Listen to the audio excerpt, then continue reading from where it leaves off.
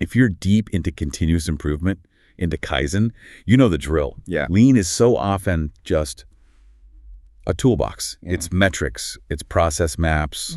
Value streams, flow, eliminating waste. Exactly, all that muda. But if we just, zoom out for a second. Yeah. What about the person, the actual human being who's supposed to be leading all this? And that right there, that transition from tools to human behavior, that is precisely the core of Mark Forkin's work. And that's what we're digging into today. We are. We're doing a deep dive into his book, Genba, Ikigai Leading to Serve, 2nd edition. It's this incredible guide that lays out 16 habits for shifting a culture. It really is. And it's a reminder that real, lasting improvement, it comes from understanding the Genba, the place where the action is, and really developing your people. Yeah, the whole philosophy is moving away from command and control to this idea of leadership as service. And what I love is that these aren't just, abstract theories. These habits were forged on the production floor. They're practical. Absolutely. So our mission today is to focus on the absolute foundation of this entire system. Leading self, that's it. Because before any team can really transform, the leader has to look inward. They have to challenge their own habits first. Okay, so we're unpacking the first 4. Yep. The first 4 critical behaviors, we've got self-reflection, which is Hansei, then humility and gratitude, integrity, and finally, respect and mutual trust. These are, well, they're the non-negotiables. All right, let's unpack that first one. It seems like it's the most foundational and honestly probably the hardest for most people. Hansei, the habit of self-reflection. This isn't just about pausing at the end of the day, is it? It's deeper. It's about taking this uncomfortable level of personal responsibility. It is absolute ownership. The goal is, it's incredibly ambitious. You're aiming to be the coach you could be, not the person you are. Wow. Yeah.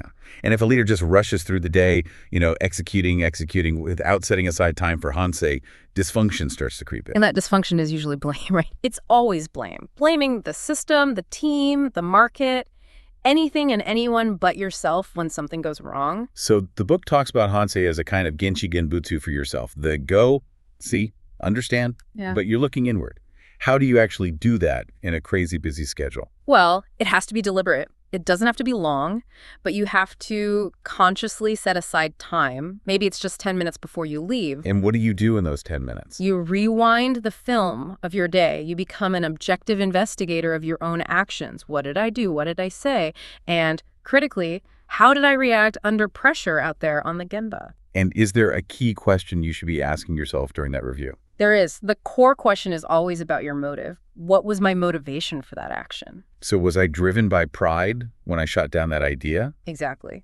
Or was it anger, frustration, or was it sincerity? Was it a genuine desire to serve the process and the people? You have to be... Well, you have to be brutal with yourself about whether your ego got in the way. That's tough because it demands real humility. And it's basically the check phase of Plan, Do, Check, Act, but for your own behavior. That's a perfect way to put it. And if the leader skips their own check, then how can the team ever improve? It can't. It's impossible. The source is very explicit here. No Hansei, no KAIZEN. No Hansei, no KAIZEN. It forces leaders to say those 3 things that completely halt improvement. I made a mistake. I don't know the answer, or just, I'm sorry. If you can't say those things, you build a culture where nobody else can either. And that leads us perfectly into the second habit, doesn't it? The habit of practicing humility and gratitude.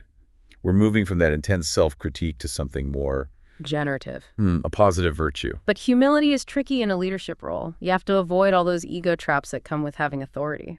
It is tricky. True humility is about being free from conceit, from vanity, from pride, all of which have, zero value in building a lean culture. The book has a pretty sharp warning in it, too, about calling yourself an expert. It does. It says to beware of anyone who is quick to label themselves an expert. But hold on, in a really complex environment, don't you need deep technical expertise to lead? Yeah. Is the book saying you should pretend you don't know things? No, not at all. It's making a crucial distinction between technical competence and leadership conceit. Okay. Of course you need competence, but the second a leader uses the title of expert to shut down a debate or dismiss an idea from someone on the line, that's when pride is taken over. A truly humble leader knows their knowledge has limits. They're always ready to learn from the Genba. Got it. That makes a lot of sense. Now, what about the other half of this habit? Gratitude. How does that become an operational thing? Well, it has to be practiced freely, openly, not in a fake, performative way. The source calls it the lubricant that smooths the day. The lubricant. I like that. And it's one of the most powerful rewards people want, and it costs nothing. This all ties back to service. Your giving has to be unconditional, no strings attached. So what happens if you offer your help, your coaching, and it's just rejected? You have to have the confidence to just shake the dust off your sandals, as the book says, and move on. No offense, no demanding anything in return. That unconditional giving is at the heart of that incredible hand pump parable in the book, isn't it? It's about creating hope.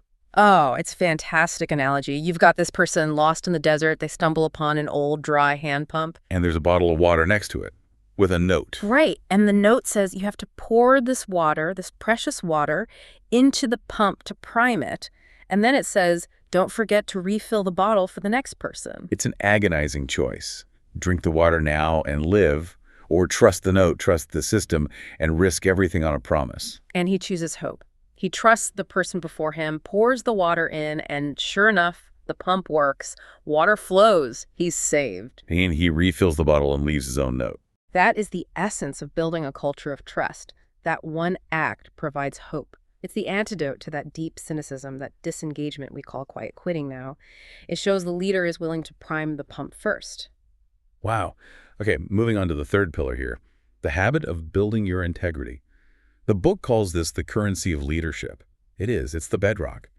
Integrity is just honesty, sincerity, reliability. If a leader doesn't have it, nothing they say has any weight.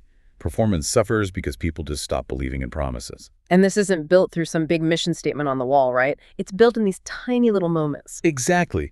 The book calls them quality touch points, or QTPs, these moments of direct contact with people. And these QTPs are like a human jidoka. Precisely. Jidoka is about embedding quality safeguards into a process. Here, you're embedding quality honesty, reliability into your own behavior. Every single interaction is either building or destroying your integrity. Let's make that real with the story of the CEO and the worker named Jeff. Yeah, it's a perfect example. The CEO is on the floor, has a quick chat with Jeff, who brings up a small material handling issue. The CEO says he'll look into it. Something we've all heard a million times. Right. But weeks later, the CEO does an unannounced Genba walk, finds Jeff, remembers his name, and follows up on that specific small promise. He explains what was done. That seems almost like overkill for such a small issue. But that's the point. It's that level of commitment that builds massive credibility. It tells Jeff and everyone who hears about it that the leader's words mean something. Integrity isn't built in the big moments. It's built in those tiny acts of follow-through. And we see the dark side of that coin in the other case study, the steel pallet manufacturer. No, it's a brutal warning. The management board cancels the summer bonuses, which were huge, like 20% of a month's wage, just days before payout. An impulsive, short-sighted decision. Completely. Zero Hansei. And it just destroyed integrity overnight. Good people left, stress shot through the roof, and the business started to deteriorate.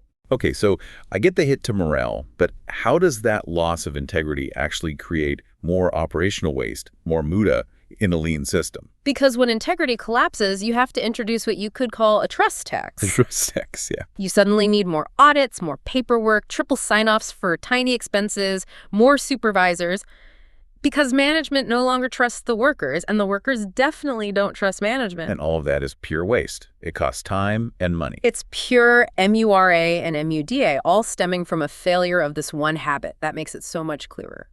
Okay, let's wrap up these foundational habits with number 4. The habit of practicing respect and developing mutual trust. My first question is, why the emphasis on mutual?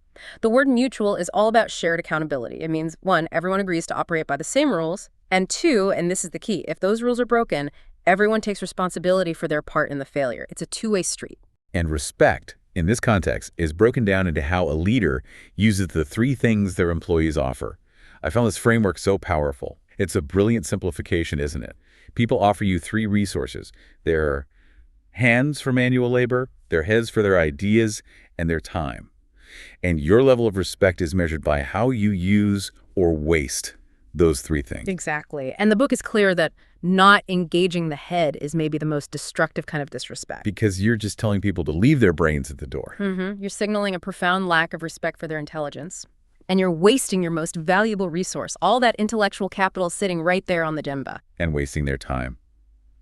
That goes right back to muda. those frustrating red traffic lights in business. Absolutely. Keeping people waiting for materials, for a decision, for a meeting that starts late, it's a form of disrespect. It's a waste. It sends a message that your time is more valuable than theirs. So this final habit, respect and mutual trust, it can't just exist on its own.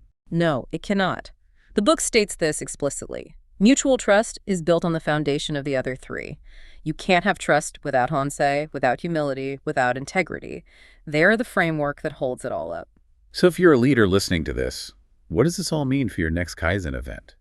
It sounds like the real work isn't just about eliminating process waste. It's about eliminating our own non-value-adding habits as leaders first. That's it, precisely.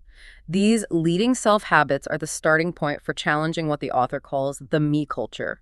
We have to get rid of our own internal waste, our pride, our blame, our impatience, before we can credibly ask others to change. It's about balancing business progress with people development. Always. And these personal habits, these are your daily quality touch points. They're what allow you to truly serve others, to create dignity and respect. And in this philosophy, that's considered the right of every single human being. That really puts it all into perspective. Thank you for guiding us through these foundational habits. Reflecting on this, on honsei, humility, integrity, and respect, here's a thought.